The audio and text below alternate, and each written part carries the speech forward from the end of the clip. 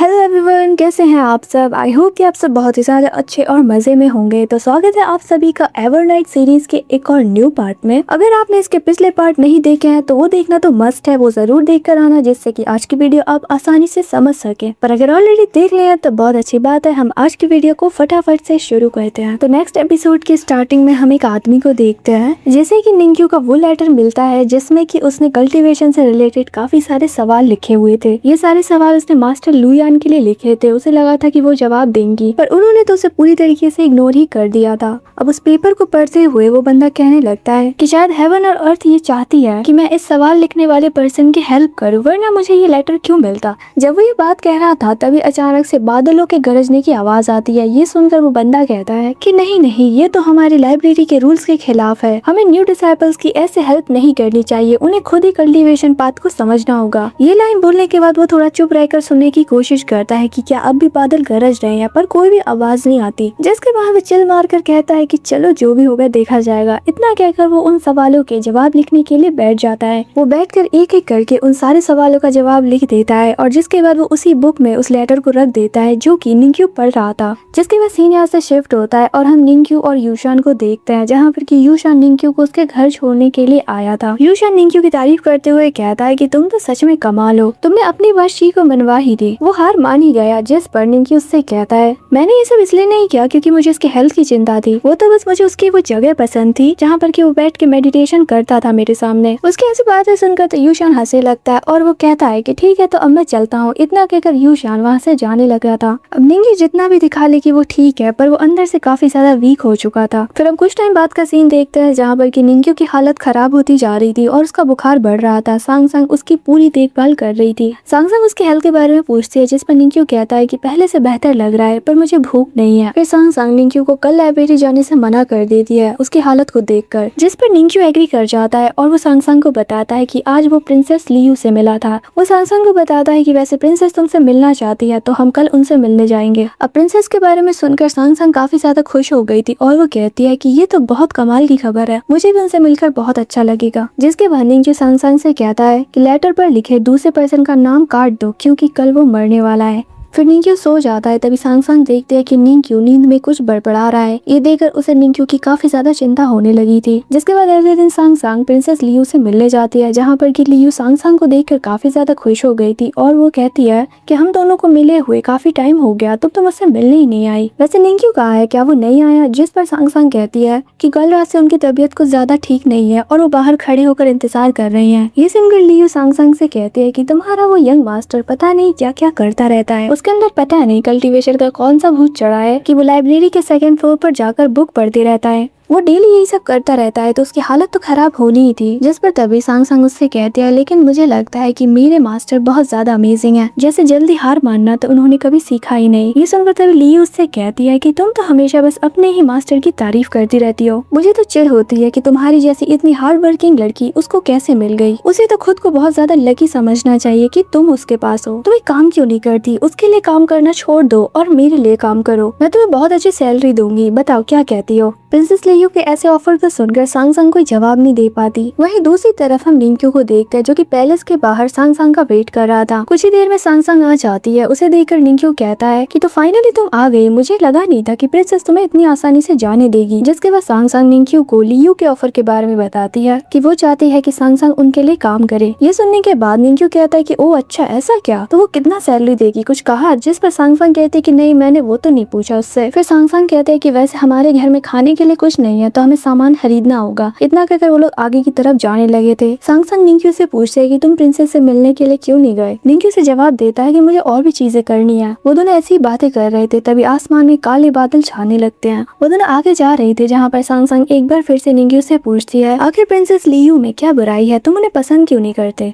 उसके इस सवाल का निंक्यू सीधा जवाब देते हुए कहता है वो तो मुझे भी नहीं पता, पर मुझे ऐसा लगता है कि जितनी अच्छी इंसान वो बनती है उतनी है नहीं। हालांकि वो तुम्हारे साथ बहुत काइंड है जो कि अच्छी बात है। उसकी ये बात सुनने के बाद सांग सांग कहती है कि हमेशा तुम दूसरों को पहले बुरा ही क्यों समझते हो, तुम्हारी नजरों में तो पूरी दुनिया ही बुरी है। जिस पर निंक्यू सीरियस होकर सांग सांग से कहता है जब से मैं इस दुनिया में आया हूँ मैंने सिर्फ बुराई ही देखी है। तुम्हें लाशों के ढेर से निकालने से लेकर सरवाइव करने तक मैंने इस दुनिया की सिर्फ डार्कनेस ही देखी है, इसीलिए मुझे सब बुरे लगते हैं। वही दूसरी तरफ हमें लियू को दिखाया जाता है जो कि सिटी की तरफ ही देख रही थी। निंक्यू और सांग सांग आगे की तरफ जा रहे थे जहाँ पर कि एकदम से निंक्यू की तबीयत खराब होने लगती है। ये देखकर सांग सांग से कहती है कि आज के लिए हमें अपना प्लान बदल लेना चाहिए, जिस पर निंक्यू सीधे मना कर देता है। अब बारिश शुरू हो गई थी और तभी हम एक पर्सन को देखते हैं जो कि स्वॉर्ड को बना रहा था। वो तलवार को गर्म करके उन्हें अच्छे से शेप दे रहा था। तभी वो एकदम से बोल पड़ता है कि अगर तुम्हें फाइट करनी है तो मेरे डिसाइपल्स को ढूंढ लो, मैं फाइट नहीं करता। वो ये बात निंक्यू से कहता है जो कि उसके पीछे आकर खड़ा हो गया था। निंक्यू वहाँ आकर उस पर्सन की आंखों में आंखें डालकर कहता है कि ज़ीशियान, मैंने तुम्हें ढूंढ ही लिया। जिस पर वो आदमी जवाब देता है कि तुम्हें शायद कोई गलत फहमी हुई है, इस नाम का कोई भी पर्सन यहाँ पर नहीं रहता। तभी निंक्यू कहता है कि फॉर्मर डिप्यूटी कमांडर जो कि जनरल शॉनवे के अंडर काम करता था, तो मैं उसी ज़ीशियान से मिलने आया हूँ और मुझे कोई गलत फहमी नहीं हुई है। अब उसके मुँह से ये सुनते ही वो बंदा एकदम से सीरियस हो जाता है। वो समझ जाता है कि ये कोई आम पर्सन नहीं है। वो एकदम से निंक्यू के ऊपर अंगारों से भरी एक बाल्टी फेंक देता है जिसे कि निंक्यू अपनी स्वॉर्ड से डिस्ट्रॉय कर देता है। जिसके बाद ज़ीशियान अपनी गर्म तलवार को निकालते हुए सीधा निंक्यू के ऊपर टूट पड़ा था, पर निंक्यू ने अपनी एक ही स्वॉर्ड स्ट्राइक से ज़ीशियान को दूर पीछे धकेल दिया था। ज़ीशियान जमीन पर गिर जाता है। तभी एकदम से निंक्यू छत को तोड़ते हुए अपनी स्वॉर्ड के साथ उस पर हमला करने के लिए आता है, पर लास्ट मोमेंट पर ज़ीशियान अपनी स्वॉर्ड का यूज करके निंक्यू के अटैक को ब्लॉक कर देता है। वो दोनों के दोनों ही काफी ज्यादा सीरियस होकर एक दूसरे के साथ फाइट कर रहे थे। निंक्यू ज़ीशियान के ऊपर काफी सारी चीजों को फेंकते हुए भी अटैक कर रहा था। निंक्यू कंटिन्यूअसली अपने स्वॉर्ड से अटैक कर रहा था, जहाँ पर कि ज़ीशियान अपनी गर्म स्वॉर्ड से निंक्यू पर हमला करता है, जिससे कि बाल बाल बचा था निंक्यू। जिसके बाद निंक्यू भी वहाँ पर रखी एक गर्म स्वॉर्ड को निकाल लेता है और अब वो दो स्वॉर्ड के साथ फाइट करने वाला था। इधर दूसरी तरफ ज़ीशियान भी एक हैमर को ले लेता है। निंक्यू की तलवारबाजी को देखकर ज़ीशियान काफी ज्यादा हैरान होकर उससे पूछता है कि तुम मिलिट्री स्टाइल की तलवारबाजी जानते हो, सच सच बताओ आखिर तुम हो कौन। उसकी इस बात को सुनकर निंक्यू तो उसे कोई जवाब नहीं देता, बस वो स्माइल कर रहा था। जिसके बाद हम देखते हैं कि उन दोनों के बीच 1-on-1 स्वॉर्ड फाइट शुरू हो जाती है, जहाँ पर कि वो दोनों ही एक दूसरे को बहुत कड़ी टक्कर दे रहे थे। निंक्यू और ज़ीशियान वो दोनों एक दूसरे को कोई मौका ही नहीं देते कि उनके सामने वाले का एक भी अटैक उन्हें लग पाए। काफी देर तक ये सब चलने के बाद तभी निंक्यू को उसका एक वीक पॉइंट मिल जाता है और वो बीच बीच में ज़ीशियान को पंच और किक कर रहा था, लेकिन तभी ज़ीशियान में निंक्यू को हिट करता है, जिससे उसका बैलेंस कुछ देर के लिए बिगड़ गया था, पर वो फिर भी अपनी पकड़ बना लेता है। वो दोनों ही अपनी पूरी ताकत लगाकर एक दूसरे पर अटैक्स करे जा रहे थे। फिर एक मोमेंट पर उन दोनों की तलवार एक दूसरे से टकराती है, जिस वजह से उन दोनों की ही तलवारें उनसे दूर छिटक गई थी। लेकिन इसके बावजूद भी वो दोनों नहीं रुकते। निंक्यू अपनी स्वॉर्ड और ज़ीशियान अपने हैमर से ही हमला करने लगा था। अब हम देखते हैं कि निंक्यू धीरे धीरे ज़ीशियान के ऊपर भारी पड़ने लगा था, जहाँ पर कि उसने अपनी स्वॉर्ड का यूज करके ज़ीशियान की बॉडी पर 2-3 कट्स लगा दिए थे। लेकिन ज़ीशियान तो हार मानने का नाम ही नहीं ले रहा था। इतना इंजर्ड होने के बाद भी वो नहीं रुकता। उसके अटैक को निंक्यू अपनी स्वॉर्ड से ब्लॉक कर देता है, लेकिन वो फिर भी अपने घुटनों पर आ गया था। लेकिन सही मौका मिलते ही निंक्यू ज़ीशियान के उसी जगह पर हमला करता है जहाँ पर कि ऑलरेडी उसने कट्स लगाए थे अपने स्वॉर्ड से। ज़ीशियान अब कमजोर पड़ने लग जाता है और वो पीछे हटकर खुद को थोड़ा संभालने की कोशिश कर रहा था, लेकिन निंक्यू तो रुकने वाला नहीं था। वो वहाँ पर मौजूद एक चेन को पकड़कर सीधा ज़ीशियान के गले को पकड़ लेता है। ज़ीशियान को सांस लेने में भी अब मुश्किल होने लगी थी। निंक्यू उस चेन को खींचते हुए ज़ीशियान को इधर उधर पटक रहा था। काफी देर इधर उधर पटकने के बाद निंक्यू तो उसको फांसी ही लगा देता है, जहाँ पर कि अब तो उसका पूरी तरीके से दम घुटने लगा था। ज़ीशियान की मौत होने ही वाली थी कि निंक्यू उस चेन को छोड़ देता है, जिस वजह से ज़ीशियान जमीन पर गिर जाता है और वो जोर जोर से सांस ले रहा था। तभी ज़ीशियान की नजर निंक्यू के ऊपर पड़ती है, जहाँ पर कि वो अपनी स्वॉर्ड को लेकर काफी ज्यादा सीरियस फेस के साथ उसी की तरफ बढ़ रहा होता है। जिसके बाद ज़ीशियान उठकर बैठता है और वो निंक्यू की तरफ देखते हुए कह रहा था, मुझे लगा था कि कोर्ट के सारे लोग मुझे भूल गए होंगे और मुझे दोबारा कभी फाइट करने की जरूरत नहीं पड़ेगी। जिस पर निंक्यू कहता है कि ये तो होना ही था और वो तुम खुद हो जिसने की अपनी कब्र खो दी है। खुद के फायदे के लिए तुमने अपने लॉर्ड के साथ धोखा किया, तो आखिर कोर्ट में मौजूद कोई भी तुम पर भरोसा क्यों करेगा। जो एक बार धोखा दे सकता है वो बार बार दे सकता है। उसकी बातें सुनने के बाद ज़ीशियान निंक्यू से कहता है कि तुम्हें मुझे मारना ही है तो जल्दी मार दो। ये सुनकर निंक्यू उससे कहता है कि क्या कहा जल्दी?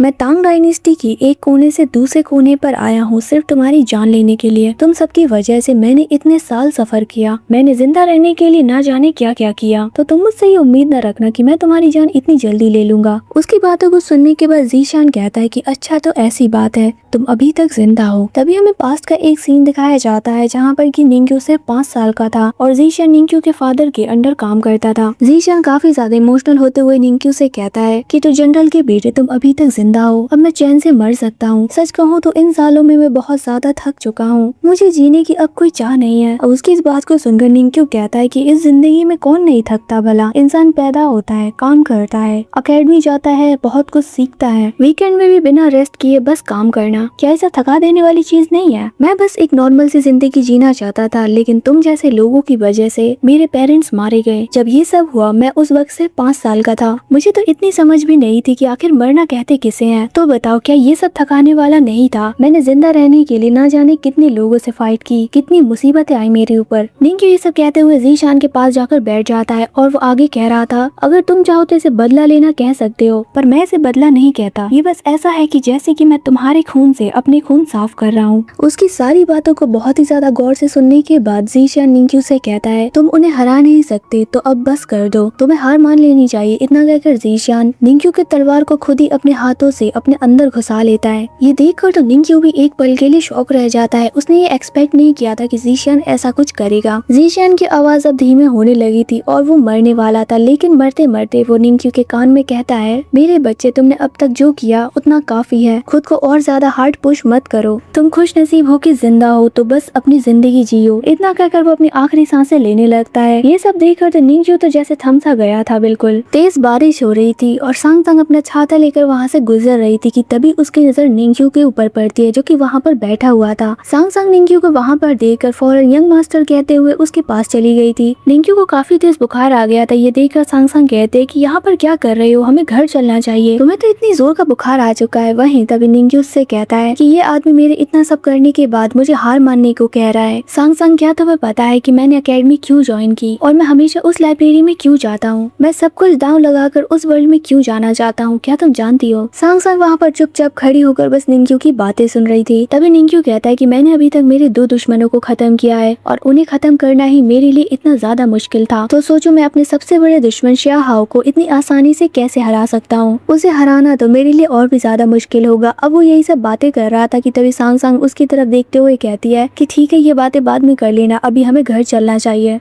तुम्हारी तबीयत ठीक नहीं है, अगर ऐसे ही बाहर रहोगे तो और ज्यादा बीमार पड़ जाओगे। सांगसांग उसको सब समझा रही थी, लेकिन निंक्यू तो उसकी एक नहीं सुनता। वो खड़ा होकर कहने लगता है कि अगर मैंने कल्टीवेशन के पाथ को नहीं चुना, अगर मैं ये नहीं कर पाया तो मैं उन लोगों को कभी भी खत्म नहीं कर पाऊंगा, इस जिंदगी में तो बिल्कुल भी नहीं। मुझे कैसे भी करके कल्टीवेशन करना सीखना ही होगा, चाहे मेरी बॉडी इसके लिए तैयार ना हो। जिस पर तभी सांगसांग उससे कहती है, तो इसका मतलब तुम हर दिन उस लाइब्रेरी में जाकर अपना टाइम वेस्ट करने वाले हो, यही ना? अगर तुम यही सब करते रहे तो शाओहाओ का तो नहीं पता, लेकिन उससे पहले तुम जरूर मर जाओगे। जिस पर निंक्यू थोड़ा उदास होते हुए कहता है कि मैं इतनी दूर आ चुका हूँ तो मैं अब पीछे नहीं हट सकता। अगर मेरे पास कल्टीवेशन करने का थोड़ा सा भी चांस है तो मैं ये जरूर करूंगा। मेरी जिंदगी का बस यही गोल है, पावरफुल होकर मेरे सारे एनिमीज को हराना, उन सबसे बदला लेना जिनकी वजह से मुझे इतना सफर करना पड़ा। मैं किसी को नहीं छोड़ूंगा, जिन्होंने भी मेरे अपनों को मुझसे दूर किया वो सभी अपने कर्मों की सजा पाएंगे। सांगसांग उससे कहती है कि लेकिन अगर हेवन और अर्थ ने पहले ही डिसाइड कर लिया है कि कभी भी तुम कल्टीवेशन के पाथ पर नहीं चल सकते, तो इसमें तुम क्या ही कर सकते हो, ये तुम्हारे हाथ में नहीं था, इसमें तुम्हारी गलती नहीं, ये तो बस फेट है। लेकिन तभी निंक्यू बहुत ज्यादा सीरियस होकर कहता है कि आखिर हेवन और अर्थ होता कौन है ये डिसाइड करने वाला, मेरी किस्मत लिखने का हक उसे किसने दिया? इतना कहकर वो आसमान की तरफ देखते हुए बहुत जोर जोर से चिल्लाने लगता है। जैसे वो ये सब बातें करता है तो हम देखते हैं कि वहाँ पर आसमान में बहुत जोर जोर से बिजलियां कड़कने लगती हैं। वहाँ का मौसम तो और भी ज्यादा बिगड़ने लगता है। निंक्यू ये सब बहुत ज्यादा ध्यान से देख ही रहा था कि तभी अचानक से उसको चक्कर आ जाते हैं और वो लड़खड़ाकर जमीन पर गिरने वाला था। सांगसांग फौरन उसकी तरफ बढ़कर उसे पकड़ लेती है और वो निंक्यू को गले लगाकर रोते हुए कहती है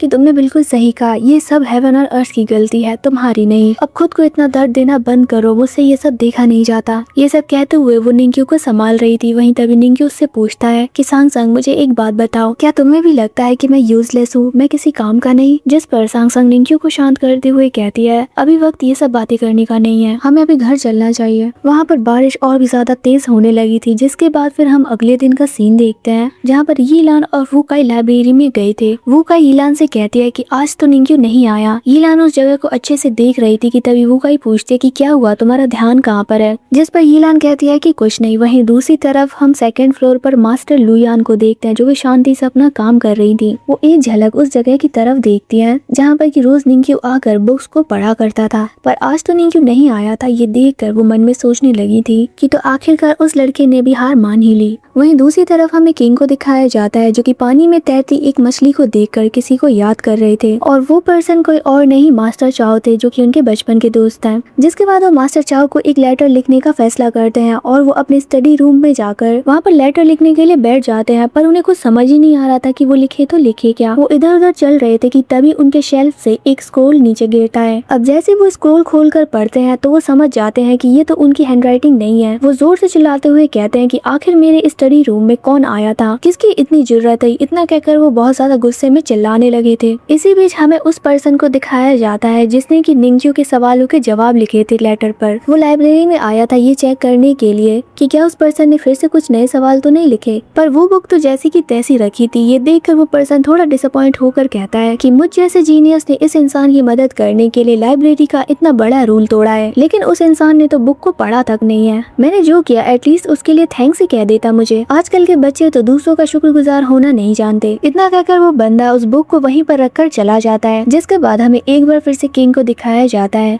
जो कि उस स्क्रॉल की कैलीग्राफी को बहुत ज्यादा ध्यान से देख रहे थे। तो गाइस अगर आपको याद नहीं है तो मैं आपको याद दिला दूं कि इस स्क्रॉल में लिखने वाला और कोई नहीं निंग्यू था। जब वो पहली बार इंपीरियल पैलेस में आया था तो वो चुपके से किंग के स्टडी रूम में आ जाता है, और जैसा कि हम जानते हैं कि निंग्यू को कैलीग्राफी करना कितना ज्यादा पसंद है तो उसने किंग के स्टडी रूम में यही सब किया। वहीं पे हम मास्टर लिन को देखते हैं जो कि इंपीरियल गार्ड चोंगशुआन से इशारों में कह रहे थे कि चलो चलो किंग को जवाब दो, तुम्हारे होते हुए कोई उनके स्टडी रूम में कैसे घुस गया। जिसके बाद किंग चोंगशान के ऊपर चलाते हुए कहते हैं कि जल्दी बताओ तुम्हारे होते हुए ये सब कैसे हुआ। जिस पर चोंगशान किंग को ग्रीट करते हुए कहता है कि नहीं किंग, सब जानते हैं कि ये आपकी पर्सनल जगह है तो यहाँ पर कोई भी छिपकर घुसने की हिम्मत नहीं करेगा। जिस पर किंग कहते हैं कि अच्छा कोई नहीं घुसा था, तो बताओ मेरे पेपर के ऊपर ये किसने लिखा, भूत ने। मैं पूरी तरीके से श्योर हूँ कि ये इस महीने में ही हुआ है, तो इस मैटर की अच्छे से छानबीन करो। हम किंग को देखते हैं जो कि उस स्क्रॉल को बार बार खोलकर काफी ज्यादा खुशी से देख रहे थे क्योंकि निंग्यू की हैंडराइटिंग बहुत ज्यादा अच्छी थी। वहीं दूसरी तरफ चोंगशान किंग से कहता है कि शायद अकेडमी के किसी टीचर ने ये लिखा होगा और गलती से ये स्क्रॉल आपकी जगह पर आ गया। इतना कहकर चोंगशान जैसे ही स्क्रॉल को देखता है उसकी आंखें फटी की फटी रह गई थी और वो एकदम से चिल्लाते हुए कहता है कि वाओ क्या कैलीग्राफी है। अब उसको ऐसे अचानक से चीखता हुआ देखकर किंग तो उसको आंखें दिखा रहे थे। वहीं तभी दूसरी तरफ से मास्टर लिन भी कैलीग्राफी देखने के लिए आते हैं और वो कहने लगे थे कि हाँ यार तुम तो बिल्कुल सही कह रहे हो, बहुत सुंदर लिखा है जिसने भी लिखा है। अब उनकी ऐसी बातें करते हुए देखकर किंग चिढ़ते हुए कहते हैं कि क्या मैंने तुम दोनों को यहाँ पर इस कैलीग्राफी की तारीफ करने बुलाया है। तुम दोनों को क्या लगता है कि तुम दोनों को तारीफ करने के बाद ही मुझे पता चलेगा कि ये हैंडराइटिंग कितनी अच्छी है। अब जैसे ही उन्हें किंग की डांट पड़ती है तो वो दोनों तो थोड़ा पीछे हो जाते हैं डर से। अब किंग स्क्रॉल देख ही रहे थे कि एक बार फिर से वो दोनों पीछे से आकर कहने लगे थे कि क्या कमाल की हैंडराइटिंग है। ये सुनकर किंग उनको आंख दिखाते हैं जिसे देखकर वो फौरन पीछे हट गए थे। जिसके बाद फिर कुछ टाइम के बाद मास्टर लिन और चोंगशान एक साथ बाहर आते हैं। चोंगशान मास्टर लिन से कहता है कि आखिर उस दिन तुमने उस लड़की को यहाँ पर लाकर किंग के स्टडी रूम के ठीक बाहर क्यों छोड़ दिया था। जिस पर मास्टर लिन जवाब देते हुए कहते हैं कि तुम भी जानते हो कि उस दिन क्या क्या हुआ, किंग कितने ज्यादा गुस्से में थे। और रही बात उस लड़की की, तो क्या मुझे सपना आएगा कि वो कुछ ऐसा करेगा। जिस पर चोंगशान कहता है कि चलो ठीक है, अब जो हो गया सो हो गया, लेकिन अगर इन सब के बारे में किंग को पता चला तो समझो हम दोनों तो गए। अब मास्टर लिन कहते हैं कि मेरे पास एक आइडिया है, अगर कोई हमसे इस बारे में पूछेगा तो हम तो सीधा मना कर देंगे। उन दोनों ने अब पक्का इरादा कर लिया था कि चाहे जो हो जाए हम तो अपना मुंह ही नहीं खोलेंगे। अब सीन यहाँ से शिफ्ट होता है और हम यीलान और वूकाई को देखते हैं जो कि खड़े होकर आपस में बातें कर रहे थे कि तभी उनकी नजर पड़ती है निंग्यू के ऊपर। वूकाई कहते हैं कि अरे निंग्यू आ गया। जिस पर यीलान कहते हैं कि हाँ पूरे 5 दिनों के बाद निंग्यू और यूशान साथ में होते हैं, जहाँ पर कि यूशान निंग्यू से पूछता है कि तुमने तो कितनी जल्दी रिकवर कर लिया, आज तुम फिर से लाइब्रेरी की तरफ जा रहे हो, तुम्हारा डिटर्मिनेशन तो कमाल का है। अब ये सब देखकर तो वूकाई यीलान से कहती है कि मुझे तो लगा था कि इसने हार मान ली होगी, लेकिन ये तो फिर आ गया लाइब्रेरी में जाने के लिए।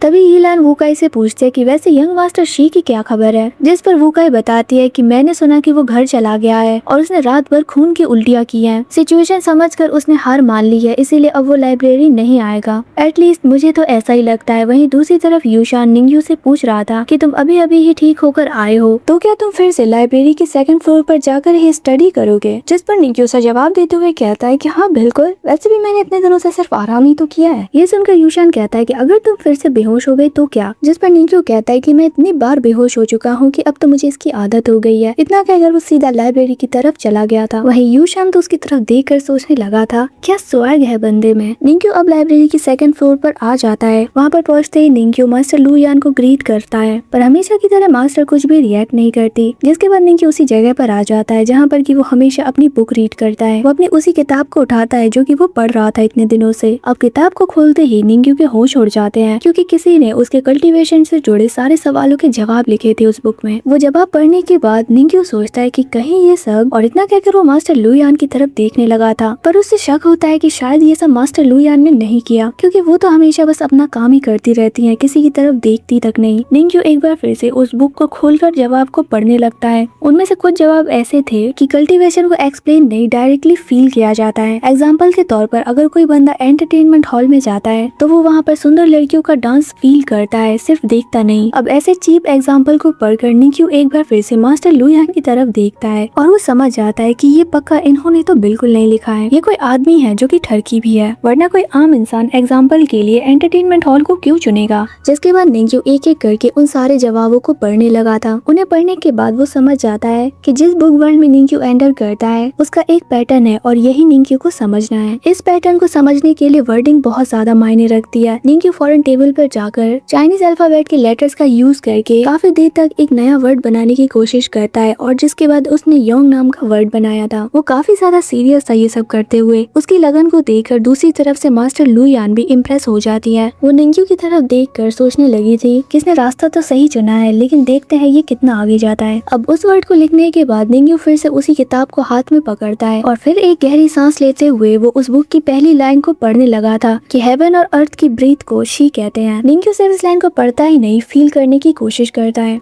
निंग्यू के ऐसा करते ही वो अगले ही पल उस बुक वर्ल्ड में चला जाता है। वो देखता है कि वो एक बार फिर से आसमान में उड़ रहा है। निंग्यू बहुत जोर जोर से चिल्ला रहा था डर की वजह से। निंग्यू उस पूरे बुक वर्ल्ड को अच्छे से देख रहा था कि तभी वो बुक्स एक बार फिर से निंग्यू की तरफ बढ़ रही थी उस पर हमला करने के लिए। ये देखकर निंग्यू अपने लिखे उस वर्ड को वहाँ पर बनाने लगता है। अब उसके ऐसा करते ही हम देखते हैं कि वहाँ पर वो जो बुक शेल्फ थी जो कि उसकी तरफ बहुत तेजी से बढ़ रही थी, वो एकदम से रुककर निंग्यू के बनाए गए वर्ड के जैसे फॉर्म होने लगती है। निंग्यू जैसे ही उस वर्ड को पूरी तरीके से लिख देता है तो वहाँ पर एक बहुत ज्यादा प्रेशर रिलीज होती है, जिससे कि निंग्यू पीछे गिरने लगा था। पर इसी बीच निंग्यू देख लेता है कि उसने जो वर्ड बनाया था वैसा ही सेम वर्ड उन बुक्स ने फॉर्म करके बना लिया। तभी हमें दिखाया जाता है कि वहाँ पर ऐसे ही बहुत सारे लोगों ने भी वर्ड बनाए थे जो कि इस लाइब्रेरी में पहले आए थे। अब ये सब देखकर निंग्यू तो जोर जोर से हंसने लगा था और वो कहता है कि तो अच्छा ये ऐसे वर्क करता है। जिसके बाद फिर अगले ही पल निंग्यू की आंख खुलती है और वो काफी ज्यादा खुश था, पर उसकी बॉडी वीक हो जाती है और वो वहीं पर बेहोश हो गया था। कुछ टाइम के बाद निंग्यू उस लाइब्रेरी से बाहर आ जाता है जहाँ पर की उसकी क्लास के दूसरे स्टूडेंट्स उसका इंतजार कर रहे थे। वो सभी उसके पास चले गए थे, जहाँ पर की यीलान निंग्यू से पूछती है कि अरे वाह, आज तो तुम खुद ही अपने पैरों पर चलकर बाहर आए हो। जिस पर निंग्यू कहता है कि अब इस उम्र में मैं किसी की गोद में चढ़कर तो बाहर नहीं आ सकता, इसीलिए खुद से ही चलकर बाहर आया। उसकी इस बात को सुनकर तो सभी हंसने लगे थे। जिसके बाद तभी यीलान कहती है, मैं तुम्हें कुछ जरूरी बात बताती हूँ। हमारे अकेडमी का एक ट्रेडिशन है, अकेडमी के सारे न्यू डिसाइपल्स एक साथ कहीं पर पार्टी करने जाते हैं। ये पार्टी हम पहले ही कर लेते, लेकिन कुछ दिनों से तुम अकेडमी नहीं आ रही थी, इसीलिए हमने डिले कर दिया। पर अब जबकि तुम आज आ गए हो तो हमें ये ट्रेडिशन फॉलो करते हुए पार्टी करनी चाहिए। जिस पर निंग्यू कहता है कि हाँ हाँ बिल्कुल, कोई प्रॉब्लम नहीं है, हम जाएंगे कहाँ। जिस पर तभी यूशान एकदम से बोल पड़ता है, क्या मतलब हम कहाँ जाएंगे? पार्टी करने की सबसे बेस्ट जगह तो एंटरटेनमेंट हॉल ही है। यूशान की इस बात पर सारे स्टूडेंट्स एग्री कर जाते हैं। जिसके बाद वो सभी एंटरटेनमेंट हॉल की तरफ जाने के लिए निकल पड़े थे। निंग्यू और यूशान साथ में जा रहे थे, जहाँ पर कि निंग्यू यूशान से पूछता है कि ये मत कहना कि तुमने वो लेटर लिखा था, तुम इतने दिनों से ये टैलेंट छुपा कर बैठे थे और मुझे बताया भी नहीं। निंग्यू को लग रहा था कि उसने पेपर पर जो भी क्वेश्चन लिखे थे उन सबके आंसर्स यूशान ने लिखे हैं। यूशान को एंटरटेनमेंट हॉल बहुत ज्यादा पसंद है, और उन आंसर्स के एग्जाम्पल पे भी एंटरटेनमेंट हॉल ही लिखा था, इसीलिए निंग्यू को बस मिसअंडरस्टैंडिंग हो जाती है। अब निंग्यू की बातों को सुनकर यूशान थोड़ा कंफ्यूज होते हुए कहता है कि मैंने आज तक अगर कोई लेटर लिखे हैं तो वो सिर्फ लव लेटर्स ही हैं। ये मत कहना कि तुमने मेरे लव लेटर्स पढ़े हैं। निंग्यू को भी इसकी बातें कुछ समझ नहीं आ रही थी और वो कहता है कि ठीक है भूल जाओ, मैंने कुछ कहा था ऐसा। इतना कहकर वो वहाँ से निकल लेता है। यूशान तो पीछे से उसके ऊपर चलाते हुए कहता है तुम कितने ज्यादा बेशरम इंसान हो निंग्यू। जिसके बाद सीन यहाँ से शिफ्ट होता है और हम एंटरटेनमेंट हॉल में देखते हैं जहाँ पर कि वो सभी पहुँच गए थे। अब शी को देखकर वहाँ पर मौजूद लोग उसको ग्रीट कर रहे थे। उस पूरे हॉल में सबसे सुंदर लड़की शुई होती है, तो वो बंदा शी और बाकियों को बता रहा था कि मिस शुई ने 1 महीने की छुट्टी ले ली है, इसीलिए वो आपको नहीं दिखेंगी। तभी एकदम से यूशान आगे बढ़कर कहने लगता है कि यंग मास्टर शी को छोड़ो और वहाँ देखो। इतना कहकर यूशान उस बंदे को निंग्यू की तरफ दिखाने लगा था। निंग्यू को वहाँ पर देखकर वो बंदा ऐसे खुश हो रहा था कि जैसे वो उसका दामाद हो।